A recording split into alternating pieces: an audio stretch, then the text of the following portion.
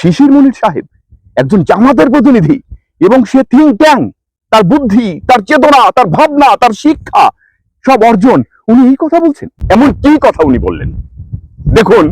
এই ভদ্রলোক বলেছেন, উনি পূজা দেখতে গিয়ে বলেছেন, একই মুদ্রার এপিঠ ও ওপিঠ, এপিঠে আছে শাপলা, ওপিঠে আছে আনারস, আমরা একই মুদ্রার এপার আর ওপার।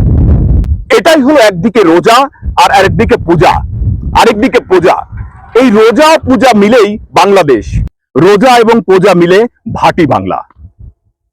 যে কথা সমগ্র দেশের মানুষের মধ্যে অন্যরকম একটা প্রতিক্রিয়া তৈরি করেছে। কি অবাক করার কথা বলছেন, সবাইকে চমকে দিচ্ছেন। দেখেন উনি আরো কি বলছেন, আমরা একসাথে বেঁচে থাকবো, একসাথেই সংগ্রাম করব এবং একসাথেই হারিয়ে যাব, একসাথে উচ্চকিত হব। মোরা এক বৃন্তে দুটি কুসুম, হিন্দু মুসলমান, মুসলিম তার নয়নমণি, হিন্দু তাহার প্রাণ। চমকে দিয়েছেন কিন্তু সব মানুষকে। শিশির মনির সাহেব পূজা দেখতে গিয়ে কথা বলছেন। উনি বলছেন যে হিন্দু মুসলমান আমরা একসঙ্গে বাঁচি, একসঙ্গে বাঁচবো, একসঙ্গে সংগ্রাম করব, আমরা একসঙ্গে উচ্চকিত হব। এ তো অন্যরকম কথা।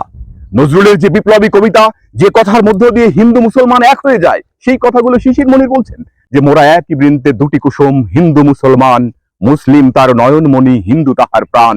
উনি যে সাম্যের কথা বলছেন, উনি যে অসাম্প্রদায়িকতার কথা বলছেন, কি অবাক করার কথা বলছেন। তার কথার মধ্যে কি আবেগ। সে মন্দিরে গিয়ে এই কথাগুলো বলছেন, যে কথাগুলো এই দেশের একটা শ্রেণীর মানুষ সাংঘাতিক ভাবে শেয়ার করছেন এবং নানা রকম কমেন্টস করছেন, যে কমেন্টস দেখে অনেকে চমকে উঠছেন। তাহলে যারা এই যে ভেদাভেদের কথা বলেছিলেন, যারা এই যে মানুষে মানুষে যে বিভাজনের কথা বলেছিলেন, শিশির মনির কি কথা বলছেন? এ তো ভেদ নেই, এ তো বিভাজনের কথা নেই, এ তো ঐক্যের কথা।